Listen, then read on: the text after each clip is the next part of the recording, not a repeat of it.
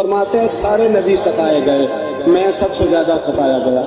حضور فرماتے ہیں سارے تڑپائے گئے، میں سب سے زیادہ تڑپایا گیا۔ حضرت سلمان فارسی فرماتے ہیں نبی پاک کا چہرہ مبارک بھوک سے اترا ہوا تھا، نبی پاک علیہ السلام کو شدید بھوک لگی ہوئی تھی۔ حضور نے فرمایا سلمان 3 دن ہو گئے کھایا کچھ نہیں، چل جا ابو ذر غفاری کے پاس چلتے۔ فرمایا ابو ذر غفاری کے باغ میں گئے، جاتے ہی میں نے حضرت ابو ذر غفاری رضی اللہ تعالیٰ عنہ کے باغ میں جاتے ہوئے جناب عثمان غنی کو بھی لے لیا، جناب ابو بکر عمر و علی کو بھی لے لیا۔ پہنچے جا کے میں نے کہا کہ ابو ذر 3 دن ہو گئے نبی پاک نے کھایا کچھ نہیں، 2 جہاں کے شاہ ہیں پاس کچھ رکھتے نہیں، 2 جہاں کی نعمتیں ہیں ان کے خالی ہاتھ میں، فقر اختیاری ہے، نبی پاک نے خود اس کو اختیار فرمایا، 3 دن سے کھایا کچھ نہیں۔ فرماتے حضرت ابو ذر رضی اللہ تعالیٰ عنہ اپنی آنکھوں میں آنسو آ گئے، کہنے لگے یار مجھے پتہ ہی نہیں، کسی نے بتلایا ہی نہیں، میں تو سویرے بھی پیٹ بھر کے روٹی کھائی اور حضور اس عالم میں۔ فرماتے ہیں گھر گئے، ایک بکری تھی اس کو ذبح کیا، اپنی بیوی سے کہنے لگے جلدی جلدی روٹیاں پکا، جلدی جلدی سالن پکا، مجھے پتا مصطفیٰ نے 3 دنوں سے کھایا کچھ نہیں۔ دوستو عرب کی گرمی دنیا میں مشہور ہے، صبح کا روزہ رکھا ہے نا آپ نے، اور اب زور کے بعد اٹھنا مشکل ہو جاتا ہے، عصر کے بعد بولنا مشکل محسوس ہوتا ہے، لیکن میرے دوستو 3 دن کا روزہ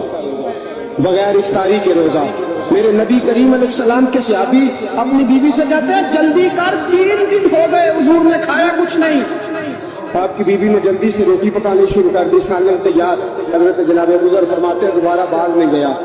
انگور پکے ہوئے تھے، انگوروں کا کوشہ توڑا، پلیٹ میں رکھا حضور کے سامنے، حضور آپ کھائیے، اتنی دیر میں روٹیاں پک کے آ جاتی ہیں، سالن پک کے تیار ہو جاتا ہے۔ فرمایا حضور ایک کھجور اٹھاتے منہ میں رکھتے، پھر بڑی دیر سوچتے رہتے، پھر ایک انگور اٹھاتے منہ میں رکھتے، بڑی دیر سوچتے کہ نبی پاک صلی اللہ تعالیٰ علیہ وسلم نے ایک دفعہ فرمایا تھا کہ کون ہے جو مجھ سے 5 باتیں سیکھے اور پھر ان پر عمل کرے، یا اس کو سکھائے جو اس پر عمل کرے۔ تو حضرت ابو ہریرہ رضی اللہ تعالیٰ عنہ کہتے ہیں میں نے آگے بڑھ کے عرض کی یا رسول اللہ میں ہوں نا، آپ حکم کریں 5 باتیں۔ اللہ کے پیارے رسول صلی اللہ تعالیٰ علیہ وسلم نے فرمایا اللہ تعالیٰ کی حرام کردہ چیزوں سے بچ جاؤ، سب سے بڑے عبادت گزار بن جاؤ۔ پھر نبی پاک صلی اللہ تعالیٰ علیہ وسلم نے دوسری بات ارشاد فرمائی، فرمایا اللہ تعالیٰ کی تقسیم پہ راضی ہو جاؤ، سب سے بڑے غنی بن جاؤ۔ پھر حضور نے تیسری بات ارشاد فرمائی، فرمایا اپنے پڑوسی سے حسن سلوک کرو، مومن بن جاؤ۔ چوتھی بات ارشاد فرمائی، فرمایا